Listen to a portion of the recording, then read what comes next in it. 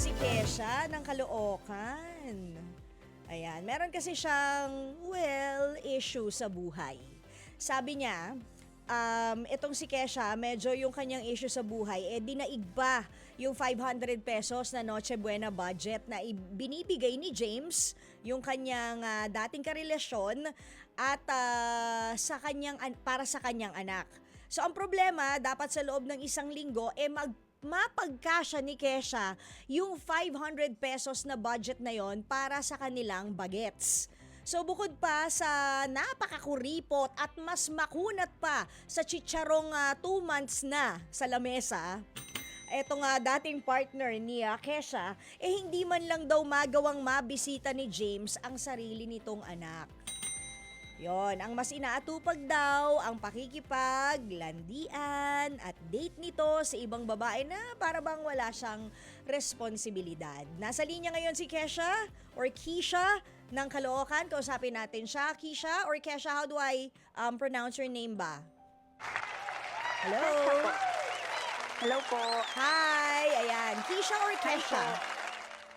Kesha po. Kesha, wake up in the morning. Yan, ganun di ba? Don't stop, make it pop. Oh, di ba? Oh, anyway, sige, Kesha. Bago tayo magkantahan, sige, kwentuhan mo naman ako. Ano ba itong 500 lang talaga yung binibigay sa yung budget? Weekly? Yes po. 500 Ayan. pesos lang? Opo. Okay, so, tanong ko muna sa'yo. Ano-ano yung nabibili mo sa 500 pesos? Ano po kasi ngayon is tinipid ko po si Gab sa milk niya po para po magkasya po.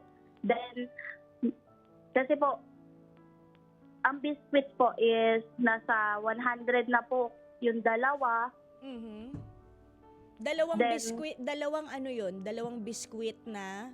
Opo, yung tig 52 and tig 45, ganun po na biscuit. Oh, ano 'yon? Ilang taon na ba tong anak mo? 4 years old po. Okay. Ano, pumapasok na ba siya sa school? Yes po. Aroy. Isa din po yan. Okay, so sa gatas pa lang magkano na 'yon? Yes, nasa ano po, 260. Tapos yung may mga biskwit pa. So ano 'yon? Parang baon ba niya yun sa school o talagang yung kakainin Yes lang niya po. sa araw-araw?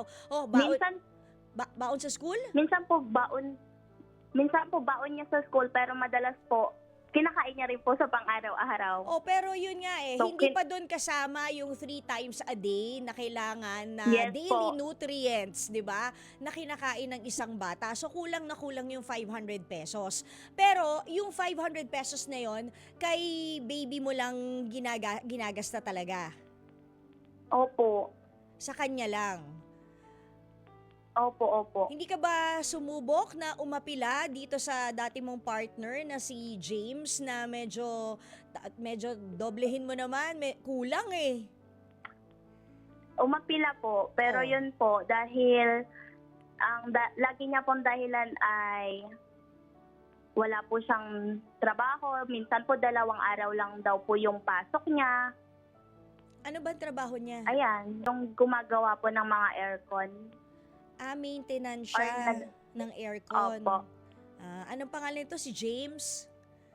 Apa. Sabihin mo kay James yung umuupa sa amin doon sa tindahan namin, tagagawa ng aircon. Baka gusto niya ng sideline para araw-araw na siya pumapasok.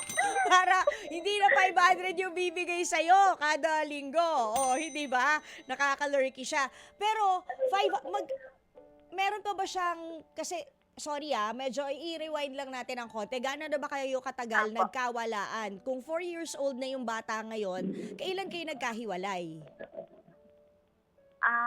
Since nung 7 months po kasi ako Nabuntis. Apo. Hindi pa pinapanganak yung bata, wala na kayo. Opo. Nung pinanganak yung bata, sumilip man lang siya? Wala din po. Kahit kailan, di pa niya nakikita yung anak niya? Nito na po, nung lumaki na po si Gab, Gaano kadalas na nagkikita sila? kapag isasama ko po si Gab na yung after church po, ako pa po yung magdadala kay Gab dun sa kanila. So welcome naman sa kanila yung bata. Opo, okay naman po. Kilala Ang ba kaso ni... lang po, Ano? madalas po, kapag sasabihin ko na dadaling ko si Gab sa kanila, lagi niya pong dahilan na lasing yung tatay niya, baka wag na lang muna. Tapos makikita ko po, may sasabihin yung pinsan ko na nakikipag-date lang yan, te. Paano naman nalaman ng pinsan mo na nakikipag-date lang? Magkapit-bahay po kasi sila dun sa part nung bandang sa kanila po. So malayo bang bahay nyo dito kay James? Apo, Mga, for example, ikaw, taga Caloocan ka. Siya ay taga? lakad lang naman po, from sa bahay po namin, nasa 15 minutes po. Na lakaran. Ay, malapit lang naman pala. So wala naman palang excuse para hindi niya dalawin yung anak niya, hindi ba? Apo. Yung mga grandparents doon sa side nitong si James, giliw na giliw ba doon sa anak ninyo na si Gab or wala lang din? Hindi ko po sure eh. Pero alam nila. Apo. Hindi sila nag-attempt na mag-abot din sa'yo? Wala po. Okay. Paano ba naging kayo kasi netong si James? Dahil Parang may kasama mapupusok pang po hilig yung eh, no? puso. Dahil sa tropa po, sa barkada. So meron kayong parang common friend pagkatapos nagkagustuhan kayo. Opo. Gaano kayo katagal na naging kayo bago ka nabuntis? 1 year po. 1 year. Yung 1 year na yon, away bati ba yun? O talagang maligaya lang kayo? Para kayong fairy tale? Ganun po. Maligaya po. Maligaya. Kailan hindi naging Opo, hindi? pero nung magwa 1 year na po, doon na po parang naglaylo-laylo po siya. Tapos, ayun po, parang naging okay po kami. Then, after a month, yun po, buntis na po ako. Kumbaga nung nagkabati kayo, nagkaroon ng umaatikabong pagbabate. Pagkatapos nabuo si Gab, ganun ba? Opo. Ayan, yung away-away na yan. Pagtas nagbabate, dyan talaga tayo nagkakaroon ng baby. Na hindi pinaplano at sinasadya minsan eh. Okay, sige. Kesha, paano nga ba natin susolusyonan yan? Nasubukan mo na bang ipabarangay itong si James? Kasi hindi siya nagbibigay ng sustento. Hindi po. Kasi parang, po sa akin, parang ayoko po magkaroon ng sa barangay. Parang naawa po ko na... Naawa ka kay James? Parang gano'n po. Paano yung Parang anak ayoko mo? po magkaroon ng... Sige, patulpo Ayun na lang po, kasi- natin kung ayaw mong barangay. Tulpo na lang, ayos ba? Ayoko rin po eh. Kasi mas nakakahiya yun pagka tulpo, di ba? Pero ikaw, Kesha, anong trabaho mo? Nagtatrabaho ka ba? Sideline po minsan. Pero madalas po ngayon, nag-help po ako sa tita ko po sa tindahan niya po. So meron namang pinagkakakitaan. Yung pinagkakakitaan mong yon, napupunuan naman yung 500 pesos na ibinibigay kada linggo ni James. Hindi rin naman po sapat, pero nakakaano naman po kasi minsan po kapag wala kaming baon parehas ng anak ko, doon po kami kumukuha kay tita. So in fairness kay tita, to the rescue pala naman siya, most of the time. Opo, lalo na po sa simula nung pinagbuntis ko po si Gab, kasi si Gab po ay isa po siyang survivor po ng cleft lip and palate. I see. Okay. Kamusta siya ngayon? Opo. Naoperahan na ba? Ayun po. Yes po, nung baby pa po. Ah, that's nice. Kasi nga ako hindi Apo. i-recommend kita dun sa kakilala kong foundation. Okay, ganito gawin natin, Kesha. Apo. Oh, Kesha siya mabuisit ka. At Kesha uminit ang ulo mo. 'Di ba? Kasi hindi nga sapat yung binibigay na sustento ni James. At ayaw mo naman siyang ipabarangay kung wala namang mintis, walang palyang 500 kada buwan nagbibigay ng sustento, ay 500 kada linggo nagbibigay ng sustento itong si James, maigi na kaysa sa wala. Tama? Opo. Okay, tapos ganito ang gawin mo next. Since meron ka rin naman trabaho pero sabi mo nga hindi sapat, kulang na kulang pa rin, mag-apply ka sa LGU ninyo, sa inyong MSDO or CSDO, yung ating kumbaga ka-counterpart yun ng DSWD. It's Caloocan ka, di ba? So, Apo. CSWDO yun. City Social Welfare Development Office. Kasi mag-apply ka as a single parent. Apo, na ano na po Naka-apply ako. ka na. Opo. May nakukuha ka ba? Opo, pero nito pong month of December wala pa po. Bakit daw?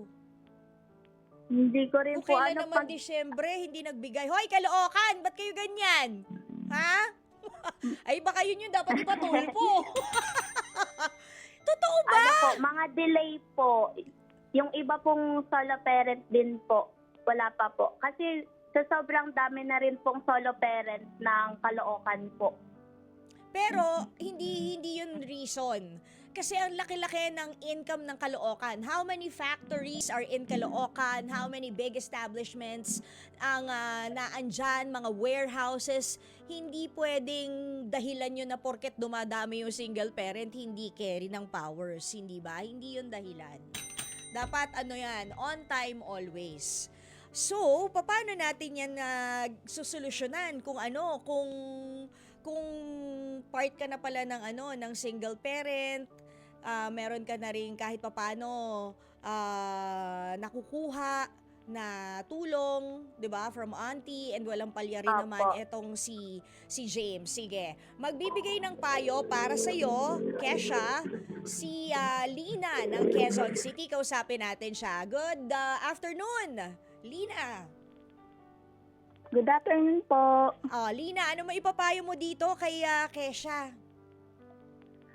Ay, ipabarangay mo yan. O, sabi ko sa'yo, Marce, masyadong mabait eh. Oo. Teka, sandali Matatakot yan. Oo. yan. Teka lang, sandali. Lina, mukhang mainit. Oo, parang high blood si Lina. Mainit. Teka, pause muna, pause commercial break. Kesha, meron Yes akong po. tanong sa'yo Sagutin mo ng in all honesty is the best policy. Mahal mo pa ba tong si Apo. James? Parang mahal. Mahal mo pa ba si James? Hindi na po kasi Ba't Kung ayaw mo nga mahal ko- ipabarangay? ayoko lang po talaga magkaroon ng sa barangay kasi nakafocus po ko ngayon sa anak ko tsaka sa pag-aaral ko po. Nag-aaral ka rin. Opo. Anong year mo na? Third year college na po. Anong tinitake up mo? Eduk po. Sino nagpapaaral sa'yo?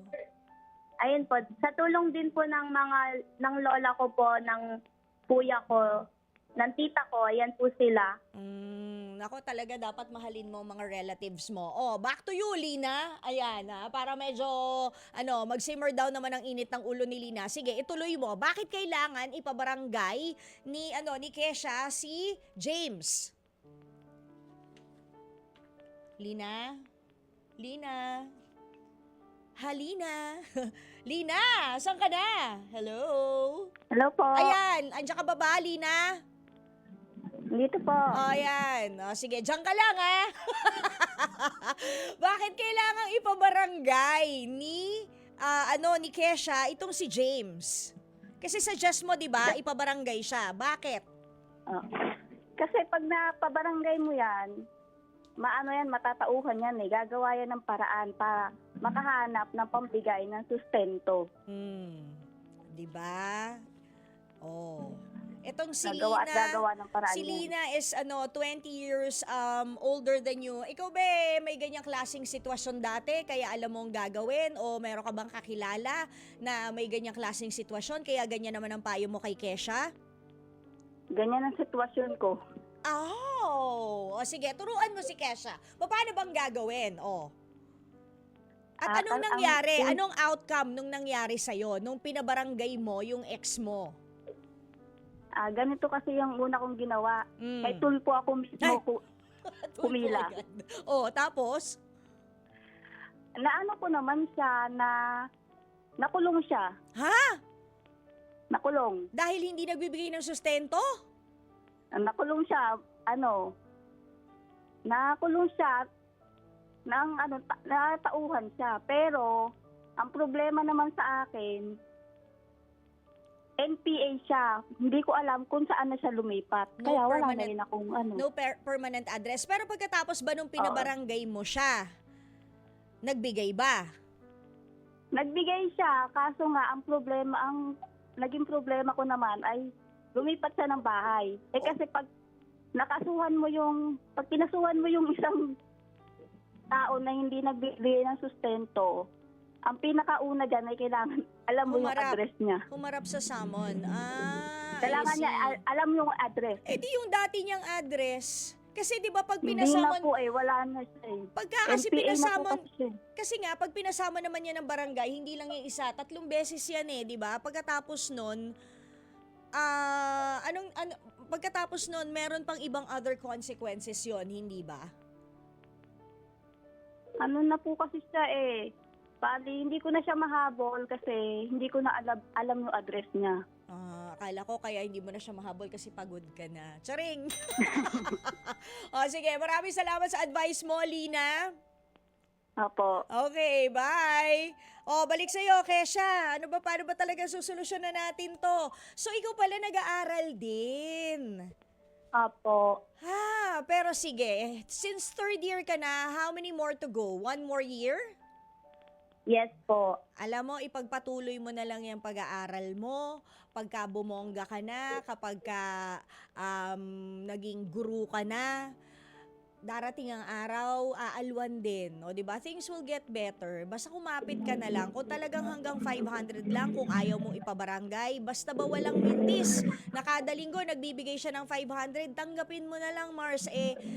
Siguro, intindihin na lang din natin na baka totoo. Pero yung sabi mo nga na nakikipaglandian lang kung kani-kanino, out na tayo doon. Hana natin siya kahit ilan pa yung gusto niyang landiin. Yes Kasi, po. 'di ba? Matagal nang wala. It's been 4 years, 'di ba? So, malamang naka-move forward na rin siya. Pero isipin mo na rin sa isang banda, be thankful na kahit na hindi niya masyadong nakikita yung anak niya, hindi niya masyadong dinadalaw, hindi naman niya nalilimot yung yung 500 pesos worth of responsibility niya sa anak mo, 'di ba? Opo. Maigi na yun kaysa sa wala. 1 taon na lang. Tapos hanap ka agad ng trabaho para maibigay mo naman yung best mo sa bagets mo. 'Di ba? Ayan. Mag-ano na lang tayo, look forward na lang tayo to the future. Huwag kang mag-alala. Basta manalig ka lang. Kapit lang. God provides all the time. Yun. Amen. Yes! Di ba? God provides. Huwag kang mag-alala. Hindi man kayo naging okay netong si James, pero tingnan mo naman kung gaano ka kamahal tsaka suportado ng pamilya mo. Sila yung nagpapaaral sa'yo, yung auntie mo, binibigyan ka ng pang sideline. So, in a way, yung loss mo dito kay James at yung loss ng anak mo na si Gab sa kanyang tatay, talagang malaking kawalan yon on his part, not sa inyo. 'Di ba? Opo. Isang araw, marirealize nitong si James na marami siyang pagkukulang sa'yo, sa anak Opo, mo. kasi kung sa pagiging ama, marami pong tumayong bilang ama kay Gab eh. Yung diba? mga kapatid ko pong lalaki, mga Mm. pinsan ko pong lalaki. Ayan po. Andyan po sila para mag-ano po kay Gab. Ayun. Ano na lang tayo, always look at the positive side. Ano na lang tayo, kumbaga sabi nga ni Catriona Gray, titingnan natin lagi yung mga silver lining sa buhay. And yung pagiging parents ng mga kapatid mo, pagiging father figure sa anak mo, yan yung isa sa mga silver linings na kailangan i-appreciate natin sa buhay, 'di ba? Basta konting sikhay pa, ang bilis kaya ng isang taon. Actually, sabi mo ng Opo. 1.5, ang bilis lang yan. By the time that he's almost 6 years old, edi graduate ka na din. And ang importante, nakabalik ka on track. 'Di ba? Kung dati feeling mo nasira yung pag-aaral mo dahil nabuntis ka o ngayon nag-aaral ka ulit, o di ayan. 'Di ba? Hindi po ako nag-stop You ng didn't stop, pag-aaral. wow! O, di ba? Mas Opo. ano ako sa'yo, mas hanga ako sa'yo. So, wait, 4 years old, 2022 yun. Online classes. Opo. Online classes, ayan. Tapos nung bumalik ng face-to-face, Grade 12 po ako. pero naianak mo na si Gab nun. Opo. Oh. Ano na po siya nun? 1-year-old na po. Basta pagpatuloy mo lang. Dire-diretso lang. Kung ayaw kanyang pansinin, mo siya, isang araw marirealize niya that it was his loss and not yours. Tayo mga girls, dapat tayo hinahabol, mo siya. Isipin mo lagi mahabang hair mo, ha? Okay? Ayan po, para ano ko lang din po sa mga kabataan na Ayan. mapupusok Sige, yung gusto ko yan. puso. Ano ang natutunan Ayan, kasi- mo? Ano ang natutunan mo nung ikaw ay nag-early pregnancy? Ayan. Kasi nung time po nun, sobrang struggle po kasi kumbaga parang nung time na wala akong kasama kasi nga, di ba sabi nila, partner mo yung magiging kasangga mo, pero hindi ko naranasan yun dahil ang naging kasangga ko po is parents ko pa rin, yung mga relatives ko pa rin. Sa kanila pa rin ako bumalik. Kaya sabi ko, hindi ko kailangan ng yung sinasabi ng mga kabataan na hindi ako mabubuhay nang hindi kita kasama. Wala yan, X yan kung wala kang relatives, wala yung mga parents mo sa buhay mo, pati lalo na kung wala si Lord sa buhay mo. Yaw. Kasi hindi ka move forward kung wala si Lord, wala yung mga relatives. Ayan po, sa mga kabataan na yan, mapupusok yung puso, wag mo na nilang isipin na mag-live-in sila or something na hindi nila dapat gawin na ginagawa ng mag-asawa. Dapat nakafocus sila dun kung ano yung dapat nilang gawin muna, makapagtapos, unahin nila yung sarili nila bago yung love. Tama Ayan yan. po. Focus on your studies kesa yung love. Pwede naman pagsabayin, wag nyo lang sobrahan yung love to the point Yes, na ayan po. mabubuntis ka, 'di ba? Pero alam mo, Kesha, hanga ako sa'yo at 21 years old, parang ang dami mo ng wisdom na nagather because of your experience na yan sa buhay. Itapon mo Ayan. yung mga masasama at mapapait na alaala, pero lahat ng leksyon, dalhin mo yan, gawin mo siyang fuel, gawin mo siyang tool para maging example ka rin sa iba at maging inspirasyon. So, bongga ka, Kesha. Galing. O, Ayan diba? po. Shout out ko lang din po yung single mom ko po, na si Mama. Saka yung mga kapatid ko po na nakikinig din po sa radyo. Ano pangalan? Sige, isa-isahin mo. Mami mo pala, single mom din. Opo. So, I guess that is where you get your strength from your mom who's also a single mother. Diba? Bongga. Yes po. Sa kanya ko rin po na hindi mo naman kailangan ipabarangay or ipatulfo yung partner mo. Mhm. Kahit wala na talagang maibigay. Mhm. Basta nandun yung pagmamahal mo sa anak mo at kung kaya mo pang tuntunan ng financial yung anak mo. Okay, ayan. Hanggat Sige. kaya. Isa-isahin ang mga pangalan. Ayan, Hindi naman tayo abutin ng yung bukas, mother- ano? Yung mother ko po, si Antoinette po. Yan. Thank Oo. you ma kasi nandyan kayo. Hindi ko man lagi nasasabi na mahal kita, pero ayan, na minsan o madalas, di pa rin mas sumusunod sa'yo. Pero yun, thank you kasi ikaw yung naging nanay ko. And sa lola ko po na madalas talagang tumutulong sa akin, lalo na po ngayon, na biglaan nagkaroon kami ng bayarin sa school about sa research. Ayan, nandyan siya para tulungan ako. Yan, thank you, Ma.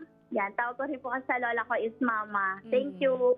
Kasi andyan kayo simula nung pinanganak ko yung anak ko. Pinanganak ko si Gab. Thank you po. I love you, both of you.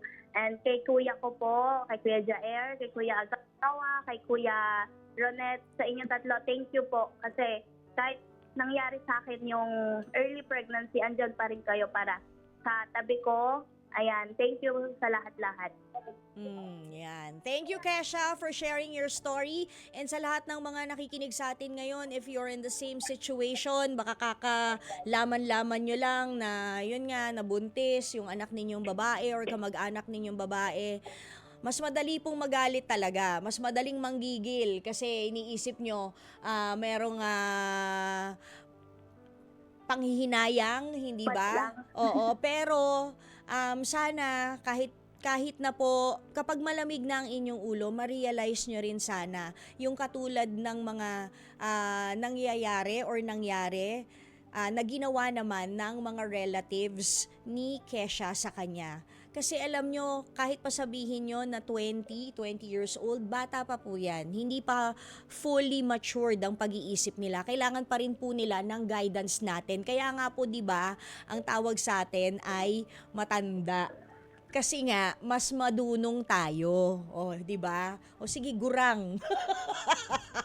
Mas marunong kasi tayo. So, pagkatapos yung mag-aalit, ipastulin nyo na para makabalik na sa tamang landas ang inyong anak. O, di ba? Thank you, Kesha, for sharing your story. Ayan. Mga kapatid, dito tayo sa totoo. Dito na tayo sa True FM. Mag-subscribe at mag-follow na sa social media accounts at True Network PH sa FB, Instagram, X na dating Twitter, YouTube, TikTok, and podcasts. Dito tayo sa totoo, tunay at